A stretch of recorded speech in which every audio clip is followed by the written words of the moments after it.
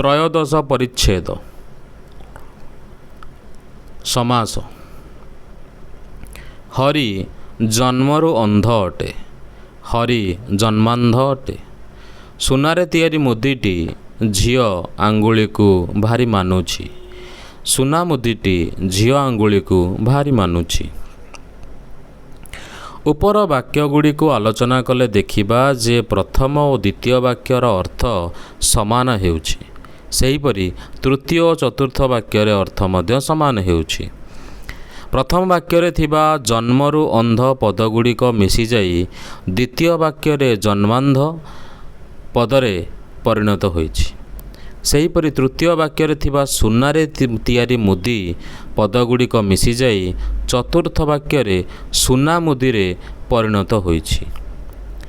एथिरे आमे देखिले जे वाक्य मध्यरे थिबा एकाधिक पद को मिसाई देई एक पदरे परिणत करा जाई पारुछि। ताहा द्वारा वाक्य छोट होई पारुछि एवं भल मध्य शुभुछि। परस्पर संबंध थिबा दुई बा ततोधिक पद को एक पदरे परिणत करिवार नाम हेउछि समास। एही समास प्रक्रिया सहित समस्त पद, पूर्व पद, पर पद, समस्यमान पद तथा विग्रह वाक्य जड़ित। समस्त पदर अर्थ कौन? समासरे एकाधिक पदर मिलन हेबा कथा पूर्वरु कुहा जाइछि। पदगुड़िक मिलित हेबा परे जेउ पद सृष्टि हुए ताहाकु समस्त पद कुहा जाए। एहाकु समास निष्पन्न पद मध्य कुहा जाए। यथा नील अटे कई अर्थात नील कई। एठारे नील कई समस्त पद, नील कई समस्त पदरे नील पूर्व पद एवं कई पर पद होइथाए। एथिरु मध्य जानिले जे समस्त पदर प्रथम शब्दटी पूर्व पद, पर अंशटी पर पद भावरे कथित। समस्यमान पद कौन? नील कई समस्त पदटीरे नील गोटे समस्यमान पद और कई गोटे समस्यमान पद। एथिरु जणागला जे जेउ जेउ पदर मिश्रण रे समस्त पद गठित हुए सेही पद गुड़िक गोटिए गोटिए समस्यमान पद। विग्रह वाक्य कौन? समास अंतर्गत पदमानंकर परस्पर संबंध जानिबा पई जेउ वाक्य गढ़ा जाए ताहाकु विग्रह वाक्य कुहा जाए। एही विग्रह वाक्य को व्यास वाक्य बा समास वाक्य मध्य कुहा जाए। समासर प्रकार भेद। समास हेउछि 6 प्रकार। कौन कौन? यथा तत्पुरुष, कर्मधारय समास, द्विगु समास, द्वंद्व समास, बहुव्रीहि समास, अव्ययीभाव समास। तत्पुरुष समास द्वितीयादि विभक्तियुक्त विशेष्य पद सहित विशेष्य किंबा विशेषण पदर समास होई परपदर अर्थर प्राधान्य रहिले तत्पुरुष समास हुए। समस्त पदरे पूर्व पदर विभक्ति चिन्ह लोप पाए। द्वितीया तत्पुरुष गृह को आगत अर्थात गृहागत, धन को प्राप्त धन प्राप्त, सेहीपरि तेल पिया, माछ धरा इत्यादि। तृतीया तत्पुरुष सर द्वारा आहत सराहत, सेहीपरि ढेंकी कुटा, कुऱ्हाड़ी हणा, मन गढ़ा इत्यादि। चतुर्थी तत्पुरुष पुत्र निमित्त शोक पुत्र शोक, रंग निमित्त मंच रंगमंच, देवंकु अर्पित देवार्पित, सेहीपरि धर्मपत्नी इत्यादि। पंचमी तत्पुरुष वृक्षरु पतित वृक्ष पतित, देशरु आगत विदेशागत, सेहीपरि गोठ खंडिया धर्म छड़ा रोगमुक्त जन्मांध। षष्ठी तत्पुरुष गाँर मुंड गाँ मुंड, नदीर जल नदी जल, सेहीपरि मातृभाषा नारी शिक्षा प्रजातंत्र କର୍ମଫଳ ଇତ୍ୟାଦି। ଷଷ୍ଠୀ ତତ୍ପୁରୁଷ ସମାସରେ ଅର୍ଦ୍ଧ ଓ ମଧ୍ୟ ପ୍ରଭୃତି କେତେକ ପଦ ସମସ୍ତ ପଦରେ ପୂର୍ବପଦ ହୁଏ। ଚନ୍ଦ୍ରର ଅର୍ଦ୍ଧ ଅର୍ଦ୍ଧଚନ୍ଦ୍ର, ନଈର ମଝି ମଝି ନଈ, ସେହିପରି ମଧ୍ୟରାତ୍ର ଇତ୍ୟାଦି। ରାଜା ଶବ୍ଦ ରାଜ ହୁଏ, ଯଥା ହଂସମାନଙ୍କର ରାଜା ରାଜହଂସ, ପଥମାନଙ୍କର ରାଜା ରାଜପଥ, ରାଜାମାନଙ୍କର ପୁତ୍ର ରାଜାଙ୍କର ପୁତ୍ର ରାଜପୁତ୍ର, ମଗଧର ରାଜା ମଗଧରାଜ। ସ୍ତ୍ରୀଲିଙ୍ଗବାଚକ ଶବ୍ଦ ପୁଲିଙ୍ଗରେ ପରିଣତ ହୁଏ। ହଂସୀର ଡିମ୍ବ ହଂସଡିମ୍ବ, ଛାଗିର ଦୁଗ୍ଧ ଛାଗଦୁଗ୍ଧ। ସପ୍ତମୀ ତତ୍ପୁରୁଷ ଜଳରେ ମଗ୍ନ ଜଳମଗ୍ନ, ବିଦ୍ୟାରେ ନିପୁଣ ବିଦ୍ୟା ନିପୁଣ, ଦୁଃଖମଗ୍ନ ନରାଧମ ଇତ୍ୟାଦି। ନନ୍ ତତ୍ପୁରୁଷ ନିଷେଧ ଅର୍ଥରେ ନନ୍ ତତ୍ପୁରୁଷ ହୁଏ।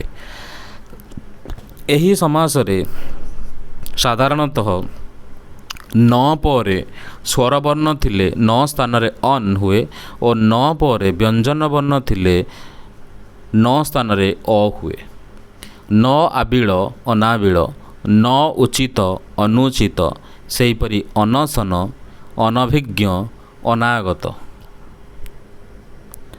ନ ଚଳ ଅଚଳ, ନ କଟା ଅକଟା, ସେହିପରି ଅବଟା ଅଧୁଆ ଅଦୂର ଅପାଳକ ଅପାଠୁଆ ଇତ୍ୟାଦି।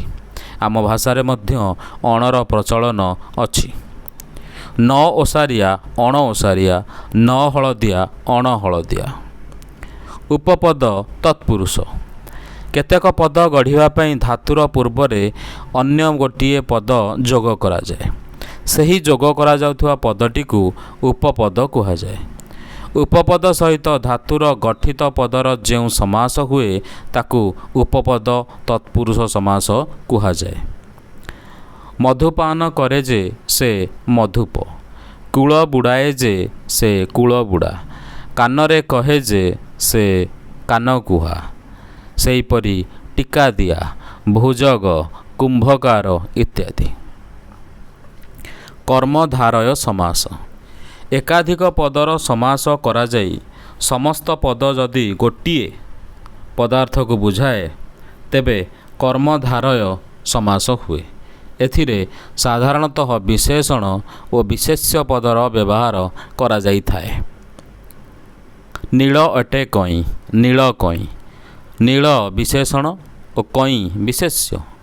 ପୂର୍ଣ୍ଣ ଅଟେ ଚନ୍ଦ୍ର ପୂର୍ଣ୍ଣଚନ୍ଦ୍ର, ଡେଙ୍ଗା ଅଟେ ଗଛ ଡେଙ୍ଗା ଗଛ, ସେହିପରି ପୋଡ଼ା ତିଅଣ, କଅଁଳ ଶାଗ, ଫଟା ହାଣ୍ଡି, ସଫା ଲୁଗା ଇତ୍ୟାଦି। ଏକାଧିକ ବିଶେଷଣ ପଦ ମିଳନରେ ମଧ୍ୟ କର୍ମଧାରୟ ସମାସ ହୁଏ।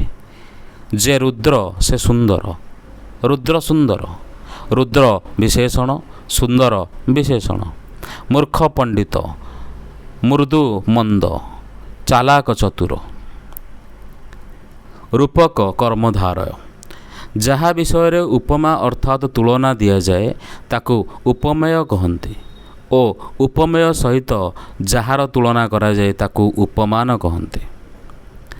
ଈଶ୍ୱରଚନ୍ଦ୍ର ବିଦ୍ୟାସାଗର ବିଦ୍ୟାରତ୍ନରେ ଭୂଷିତ ଥିଲେ।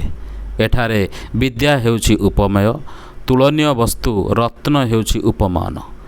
କାରଣ ବିଦ୍ୟା ବିଷୟରେ ତୁଳନା ଦିଆଯିବା ହିଁ ଲକ୍ଷ୍ୟ। ବିଦ୍ୟା ସହିତ ରତ୍ନର ତୁଳନା କରାଯାଇଛି। ଉପମାନ ଓ ଉପମେୟ ମଧ୍ୟରେ ଅଭେଦ କଳ୍ପିତ ହୋଇ ସମାସ ହେଲେ ରୂପକ କର୍ମଧାରୟ ସମାସ ହୁଏ। ବିଦ୍ୟା ରୂପକ ରତ୍ନ ବିଦ୍ୟାରତ୍ନ, ଶୋକ ରୂପକ ସାଗର ଶୋକ ସାଗର। ସାଧାରଣ ଧର୍ମ ଉପମେୟ ଓ ଉପମାନ ମଧ୍ୟରେ ଥିବା ସାମ୍ୟକୁ ସାଧାରଣ ଧର୍ମ କୁହାଯାଏ। ମୁଖଟି ଚନ୍ଦ୍ର ପରି ସୁନ୍ଦର, ଏଥିରେ ସୁନ୍ଦର ହେଉଛି ସାଧାରଣ ଧର୍ମବାଚକ ପଦ। ଅର୍ଥାତ୍ ଚନ୍ଦ୍ର ଯେପରି ସୁନ୍ଦର ମୁଖଟି ସେହିପରି ସୁନ୍ଦର। ଉପମାନ କର୍ମଧାରୟ ଉପମାନ ସହିତ ସାଧାରଣ ଧର୍ମବାଚକ ପଦର ସମାସକୁ ଉପମାନ କର୍ମଧାରୟ କୁହାଯାଏ। କାକ ପରି କୃଷ୍ଣ କାକକୃଷ୍ଣ, ଘନ ପରି ଶ୍ୟାମ, ଘନଶ୍ୟାମ। ଉପମିତ କର୍ମଧାରୟ। ଉପମେୟ ପୂର୍ବପଦ ଓ ଉପମାନ ପରପଦର ସମାସ ହେଲେ ତାହାକୁ ଉପମିତ କର୍ମଧାରୟ କହନ୍ତି। ମୁଖଚନ୍ଦ୍ର ପରି, ମୁଖଚନ୍ଦ୍ର। ଅଧର ବିମ୍ବ ପରି, ଅଧର ବିମ୍ବ। ସେହିପରି ପାଦପଦ୍ମ, ନରସିଂହ ଇତ୍ୟାଦି। ମଧ୍ୟ ପଦଲୋପୀ କର୍ମଧାରୟ। ଯେଉଁ କର୍ମଧାରୟ ସମାସର ସମସ୍ତ ପଦରେ ମଧ୍ୟବର୍ତ୍ତୀ ପଦର ଲୋପ ହୋଇଥାଏ ତାହାକୁ ମଧ୍ୟ ପଦଲୋପୀ କର୍ମଧାରୟ ସମାସ କହନ୍ତି। ଘୃତ ମିଶ୍ରିତ ଅନ୍ନ, ଘୃତାନ୍ନ। ସିଂହ ଚିହ୍ନିତ ଆସନ, ସିଂହାସନ। ସୁନାରେ ତିଆରି ମୁଦି, ସୁନା ମୁଦି। କାଠରେ ତିଆରି ପୋଲ, କାଠ ପୋଲ। ବର ନାମକ ଗଛ, ବର ଗଛ। କର୍ମଧାରୟ ସମାସର ଆଉ କେତେକ ରୂପ। ଅନ୍ୟ ଗ୍ରାମ, ଗ୍ରାମାନ୍ତର। ଅନ୍ୟ ଦେଶ, ଦେଶାନ୍ତର। କୁଶ୍ଚିତ ଅଟେ ଆକାର, କଦାକାର। କୁଶ୍ଚିତ ଅଟେ ପୁରୁଷ, କୁପୁରୁଷ, କାପୁରୁଷ। ଦ୍ୱିଗୁ ସମାସ। ପ୍ରଥମେ ସଂଖ୍ୟାବାଚକ ପଦ ଓ ପରେ ଅନ୍ୟ ପଦ ଥାଇ ସମାହାର ଅର୍ଥରେ ସମାସ ହେଲେ ତାହାକୁ ଦ୍ୱିଗୁ ସମାସ କହନ୍ତି। ତ୍ରିଫଳା। ତ୍ରି ଅର୍ଥାତ୍ ତିନି, ଫଳର ସମାହାର। ଚାରିଦେବ ଓ ଚାରି ବେଦ, ଚାରି ବେଦର ସମାହାର। ଷଡ଼ରିପୁ। ଚତୁଷ୍ପଥ, ପଞ୍ଚେନ୍ଦ୍ରିୟ, ଅଷ୍ଟରତ୍ନ, ପଞ୍ଚଗବ୍ୟ, ସପ୍ତାହ, ପଞ୍ଚବଟୀ, ଚଉପଦୀ ଇତ୍ୟାଦି। ଦ୍ୱନ୍ଦ୍ୱ ସମାସ।